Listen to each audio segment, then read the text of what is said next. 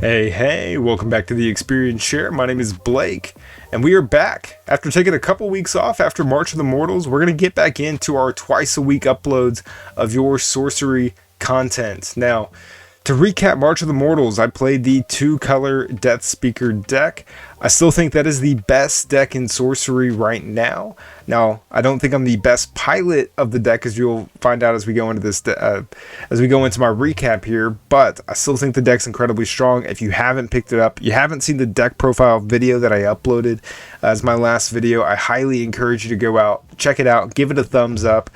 But the March of the Mortals tournament, so I started off strong, went 3-0 here, and really good matches. The deck was firing off, going on all cylinders.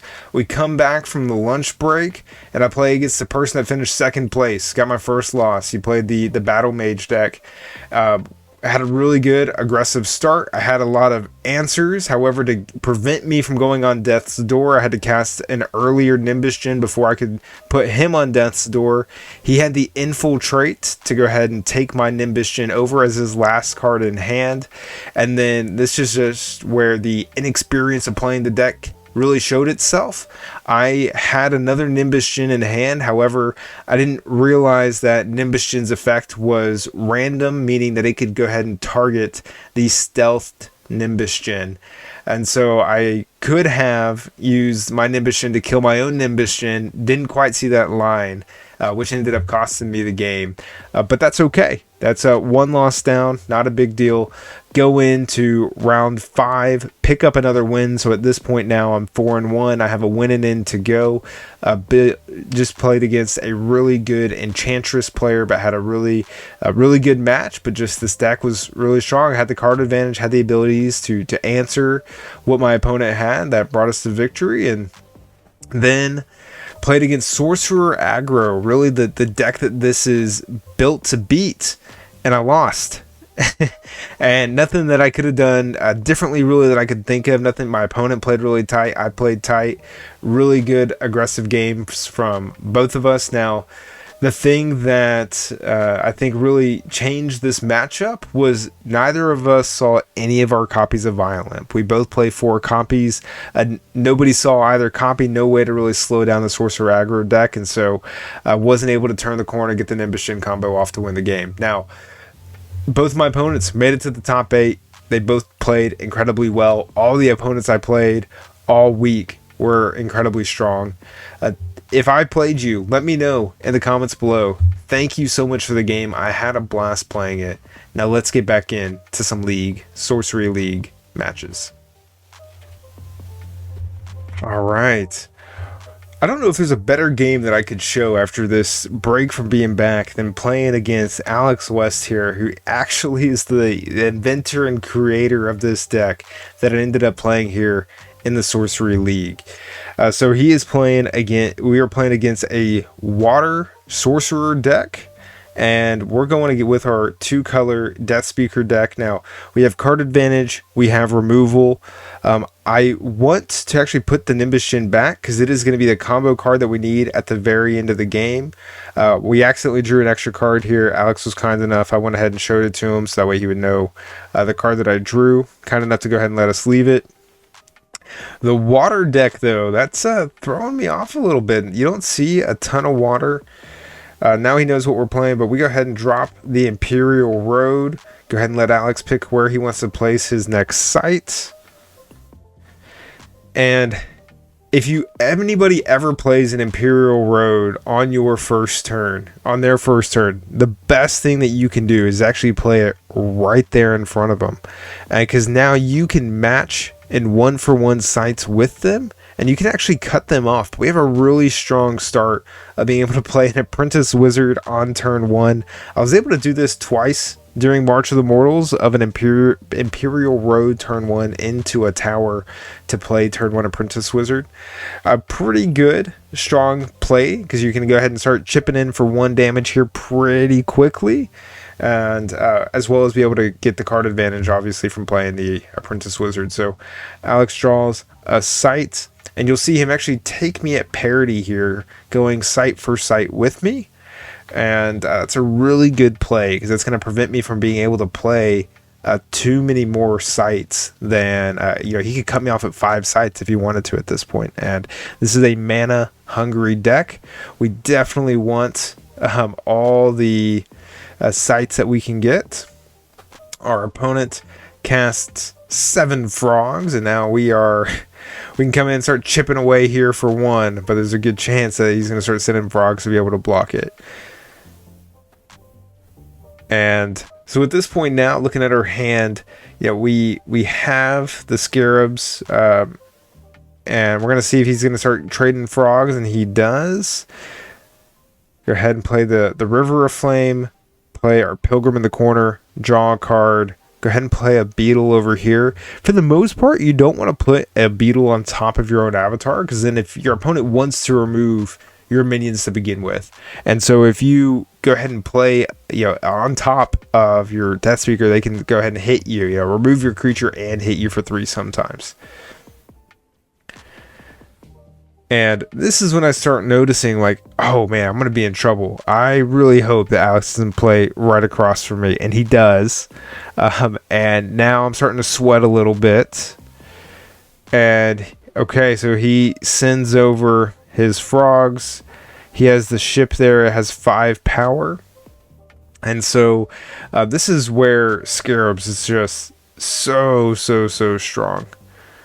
And so Imperial Road is not going to be the minion that or the card that we really want to see here, but we go ahead and attack for 2.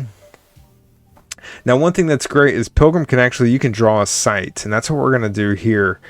And so I could tap to go ahead, play Imperial Road, but then he would actually be able to match me. And I'm noticing that I need to be able to escape. And if I play Imperial Road, he could actually cut me off here. But if I cast the tower, I go up to 3 mana for the turn, and I can go ahead and cast my wizard, and so we're able to get all the value out of it that we need to. We got to start dealing with some of these frogs, so we're going to start trying to bait out frogs by attacking for 1. If we're not attacking for 1, we're also walking over to his corner as another option for us. Alright, so next turn, we're going to be able to draw a site. Our opponent doesn't have a site in hand, and that's going to let us escape the wall that Alex was trying to put us against.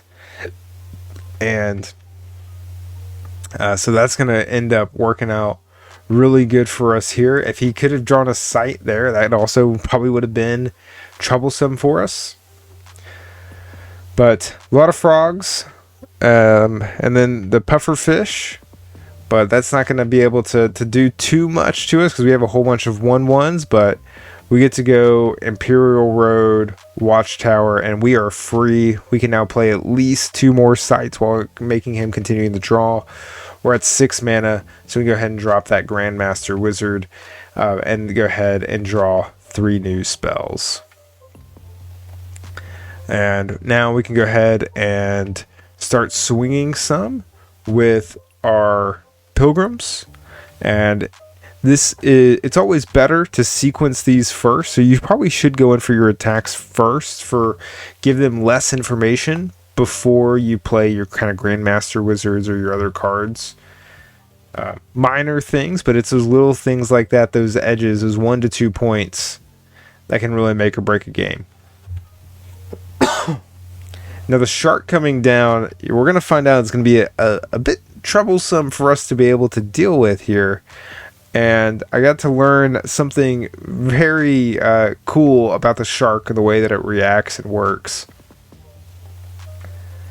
And that is that Genesis effects, whenever you cast them, actually do not trigger whenever the shark eats them.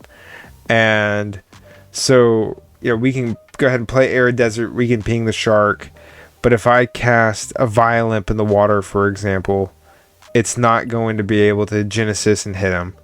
But we'll go ahead and cast a Violent on top, hit him for 2, cast a Ruby Core, go ahead and play a Falconer, and that's going to be a lot of pressure, a lot of damage that they're going to have to deal with. And shark's not going to bite me yet because we have not moved or we're not within the body of water right now.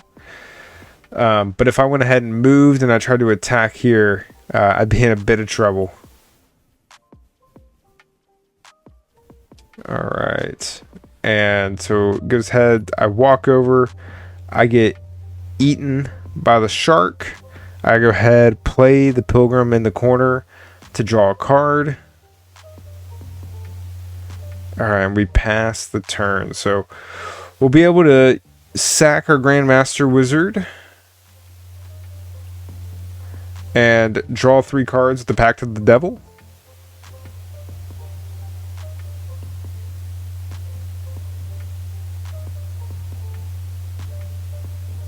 Okay, I was gonna say, just a 1/1, but no, really good play here.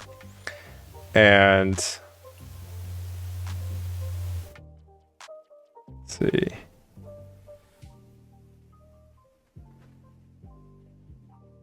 How did that move? Oh, he copied the undertow and pulled the Sacred Scarabs, biting it with the shark.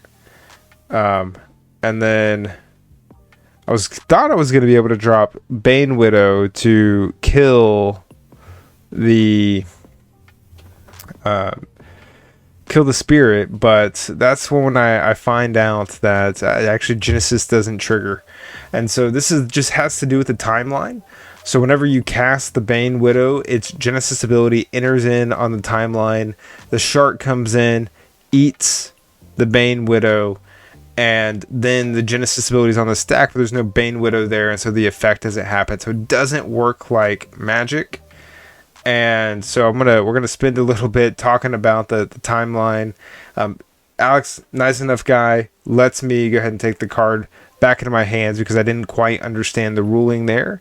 And so if you've ever ran into the giant shark eating, stomping Genesis effects, let me know down in the comments below. And so at this point, we just go ahead and pay 4. We sack the Grandmaster Wizard. We draw 3 cards. And so now we have 4 mana, and it's all about figuring out, okay, how do we deal with this? How am I able to kill this shark?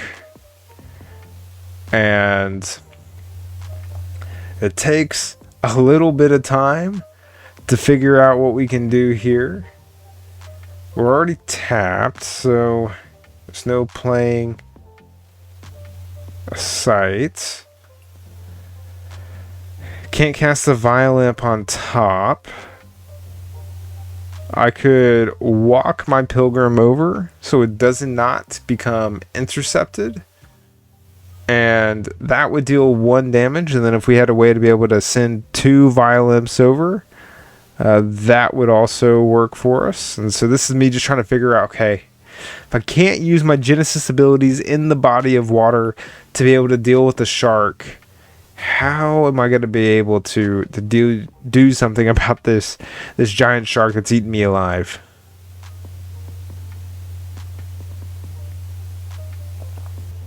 Alex, last card in hand is a flood. All right, so we got water everywhere.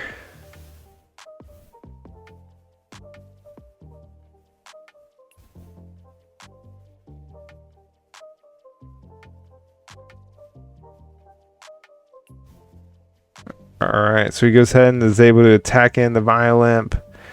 Walks over with the shark, passes over to me. Now we gotta deal with this shark to be able to do something about this Ani Undying. And so I realize now, okay, I can go ahead and move him over, cast my Violamp on my own lone tower, play another Violamp, go ahead and deal the final 2 damage. With the 4 mana that I have left, cast the Bane Widow, and then attack in with the Falconer for 1. Yep, I think that's fine playing the desert. We're at 9 mana here. I got the Angel's Egg. Be able to gain as much life. Alex is going to be able to start drawing 2 cards a turn. But thanks to the Pilgrims, the Grandmaster Wizards were able to maintain parity with this card advantage here. Riptide. Using that really just to cycle. Another Riptide. And this is where Alex and I are just kind of talking about the deck wasn't quite working for him. He kept he kept 3 Riptides in his deck all in a row, and then gets an Aquamarine Core, and then just has to pass. Now as he starts to move all these over, I'm like, all right, here comes a manuscript. I've seen this game before. Fun fact about Clamor of Harpies, it is target minion, and so if you can't target it because they are submerged, you cannot attack it. Draw a sight for turn to go ahead and squeeze out that last mana that we can get and play, have a sight that's close to the Sorcerer. We go ahead and attack in for 2.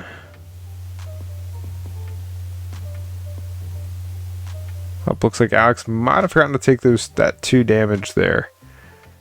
We'll see. And then we cast the 4, or the Grandmaster Wizard for 6, leaving us with 4 left. Go ahead and go Princess, and we can grab the Philosopher's Stone. Go ahead, play it. Use the Philosopher's Stone now if we want, and cast 1 more spell. Or we could just pass. Definitely should have cast another spell there in the corner to draw another card. Alright. Alex passes. We have the Nimbus Djinn. So do we have enough cards to be able to fill up our hand here is going to be the question. So we can attack. Okay, and then he blocks. I need to be able to deal 4 damage to it.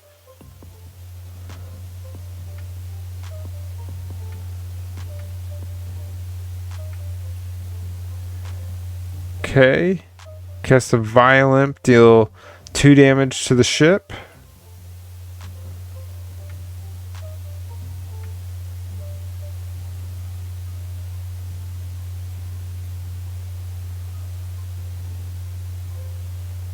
Okay, no. Princess. Clamor. Ah, got it. And then we only need to discard, but we can discard our hand here and put them on death's door, get rid of the boat, go cardless, and then that's going to prevent the Angel's Egg from continuing to gain life. Yeah, I think that's fine. There might have been cleaner ways to be able to do that attack using Violence, to attack twice with Bane Widow, attack into the Princess, then Violent, then just drop it and discard the cards. That would have been cleaner. But I guess if it gets you to death's door, it gets you to death's door. But there's not going to be anything Alex is going to be able to do to get out of this one. Once again, huge shout out to Alex for playing the game. Had a blast playing with them, and for the deck idea that I ended up playing and taking to March of the Mortals. So thank you all so much for watching. I'll catch you in the next video. Take care.